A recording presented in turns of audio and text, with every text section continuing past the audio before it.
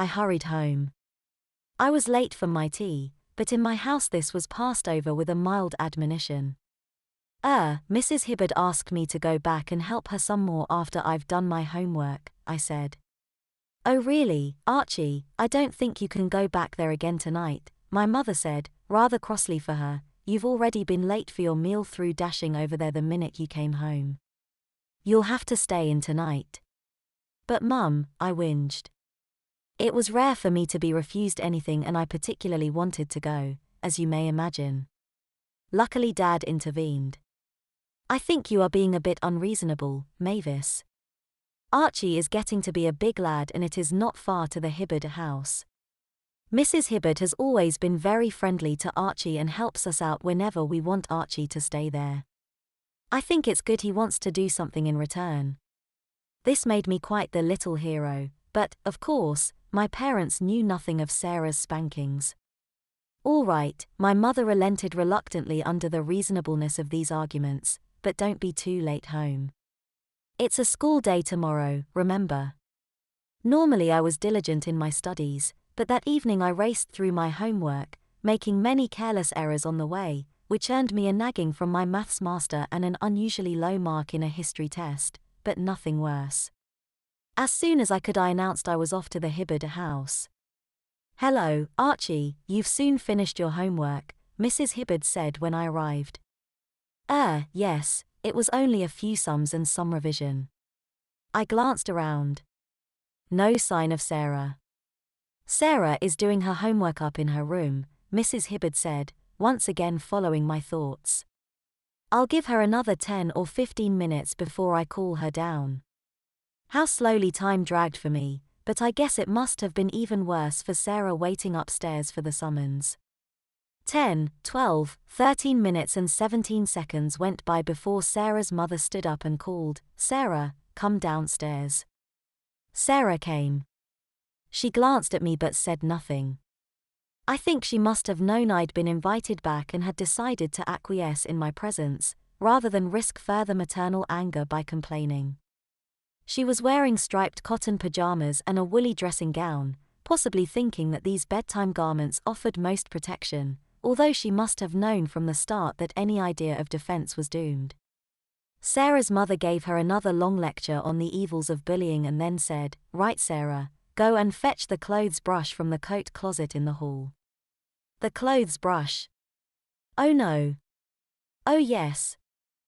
When Sarah returned with the clothes brush I saw it was definitely one up on hairbrush I had seen used once before.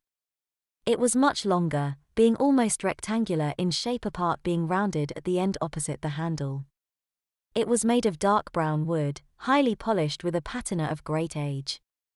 It was, I later discovered, something of an heirloom, having belonged originally to Mr. Hibbard great-grandfather, so Sarah represented the fourth generation of bottoms to have been whacked by the instrument. She had clearly been punished with it before to judge from the respect with which she handled it. Please don't use that on me, Mummy. I promise I'll never ever bully anyone again. Probably not, Sarah, but I think that will be even more likely after you've had a dose of this. Now, take off your dressing gown. Oh, moaned Sarah but obeyed without further argument. Now your pajama trousers, right off. Sarah sniffed unhappily, but again did not protest as her fingers twitched at the cord. She pulled at the bow and as it loosened the trousers fell to floor around her feet. She stepped clear of them and awaited further instructions from her implacable parent. We'll go through to the dining room, Sarah's mother announced. We went, Mrs. Hibbard first, Sarah second and me bringing up the rear, or rather watching Sarah's rear. But what next?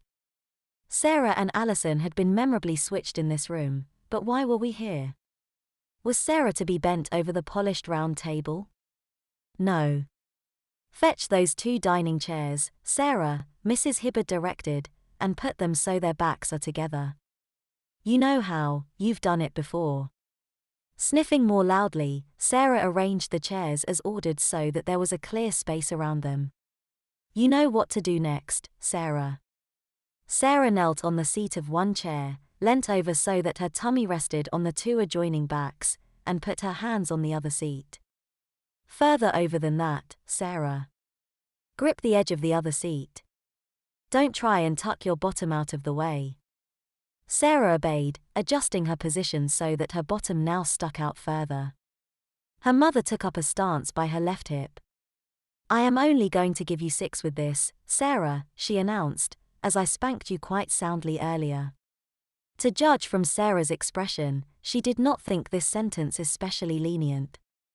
Mrs. Hibbard drew back the brush and then swept it swiftly down so that it smartly smacked against Sarah's stuck-out bottom. Yee ouch, screeched Sarah. Another strained weight, and the flat back of the brush printed its shape in crimson. Sarah's hips twisted left and right and hot tears dripped from her face to the floor. A longer interlude, and wooden block beat against the schoolgirl's tender skin. This time it took even longer for Sarah to be comparatively still, but then Mrs. Hibbard swung the implement in a sharp arc and cracked it again across the defenseless rear of her daughter. By now Sarah was wailing and writhing wildly. Her mother waited a long time for her to settle down a little, and then whacked her really red bottom a 6th and final time. Sarah's mother allowed her to escape to her bedroom without any corner time. About 6 or 7 years later, when I was studying philosophy at university, I brought up the, ostensibly theoretical, question of whether a parent would be justified in beating her child for bullying a smaller child, since both instances depend on physical, rather than moral, superiority. To my surprise, 2/3 of the other students took Mrs. Hibbard's point of view in the argument.